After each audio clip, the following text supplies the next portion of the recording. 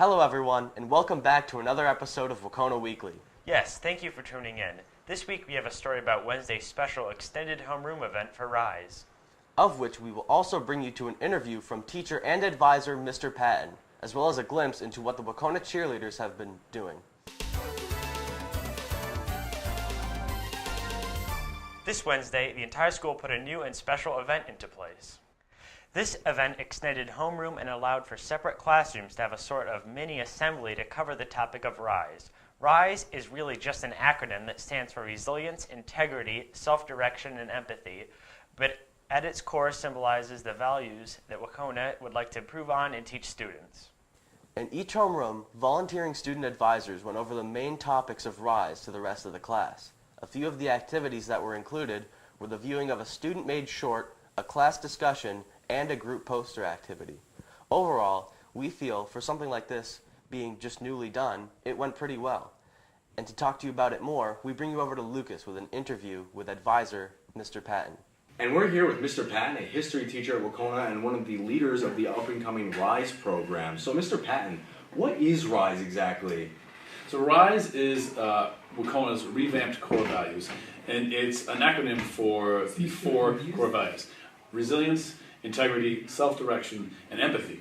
And it's perhaps a little misleading to call it a program in the sense that it came out of a committee of students and teachers, faculty members over the past couple of years, directed and led by Mr. Rob, the principal, and they developed these core values. Our older core values were a little bit wordier, and they were less values-driven and more discrete skills.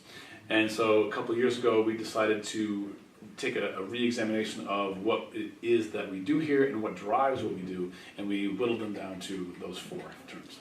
So you'd say the new core values, the group of core values, is much simpler and a lot easier to remember and overall just more effective than what we had previously? Exactly, and also hopefully more meaningful in terms of long-range skills and character traits of a person going forward in life. All right, that sounds good. What exactly do you think R.I.S.E. will achieve? Do you think it will be small changes over time? Do you think something big will happen soon? Just what are you thinking it will achieve in the near future? Well, I guess the short answer is I'm not sure. And it needs to be student-driven, along with in partnership with the faculty. And perhaps the biggest question that came out of Wednesday's meeting, in addition to the enthusiasm that we saw generally, was what's next, and are you guys going to follow up with this? Because we don't want it to be a kind of one-time deal where, okay, this is a box we're checking, we got our core values. I would hope to see it, and I believe I speak for the committee and a lot of the faculty and students here, that we'd like to see it shape what happens in the classroom and in the hallways. And it could be something as far as each individual project in your class is somehow rooted in one or all of the core values. It could be things like assemblies, it could be things like extracurriculars, service learning. I would like to see in subsequent meetings what other students and faculty would like to see come forward. So that leads directly into our other question we had was, what is your plan with the future of R.I.S.E.? So how do you plan on incorporating the things you mentioned appearing in various assemblies, in the classroom even? So what are you thinking? Will R.I.S.E. possibly update with the future? Could there be bigger programs like what we had on Wednesday as to promote R.I.S.E.? That really will come out of the committee work. And again, under Mr. Rob's very careful leadership of this. And as well as Mr. Shen, I'm going to leave some names out here, but Mr. DeHardy, Ms. McLaughlin, Ms. Wilbur, and several really great students who worked with us. I think we will have in place a process by which we routinely, multiple times a year perhaps, examine how effectively are we promoting these.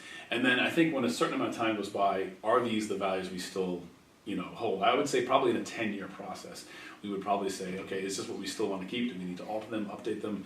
That answer your question? I would say so. So it's basically, it's going to be a long process, but we're going to be careful about it and make sure that it is paid attention to. It's not just left behind as some initiative that just kind of sizzles out. Yeah. And in fact, in addition to our principal's leadership, and the students' desire for this, We are accredited by a regional NEASC, it's called, New England Secondary Schools and Colleges, and it gives us a sort of stamp of accreditation as a high school, and there's a slew of criteria that we have to kind of live up to. And one of it is that we have a process that we review our core values, so even if we let it fall on the side, we would have a check in this outside group that does. So yeah, I hope it is something we continue to examine every year. All right, that's very good to hear. It's pretty optimal. All right, thank you, Mr. Pat. Thank you very much, Lucas. And lastly, we would like to briefly mention what the Wahconah cheerleaders are up to. As a side note, this was brought to us by someone in the community in our topic submission link in the description. So make sure that you take advantage of this link if you want us to cover something. We'll be covering this in much more detail next week, but for now we should mention the cheerleaders will be heading out to Boston in the near future. So stay tuned for that. Thanks again for watching our show. As a reminder, there's also a link in the description if you have any questions about the new school. Yes, we appreciate all the support and help you guys give us, and these links allow us to cover more of what you want to be seen and known. But as for now, this has been the latest installment of Wahconah Weekly. Brought to you by Charlie and Zach. We'll see you next week.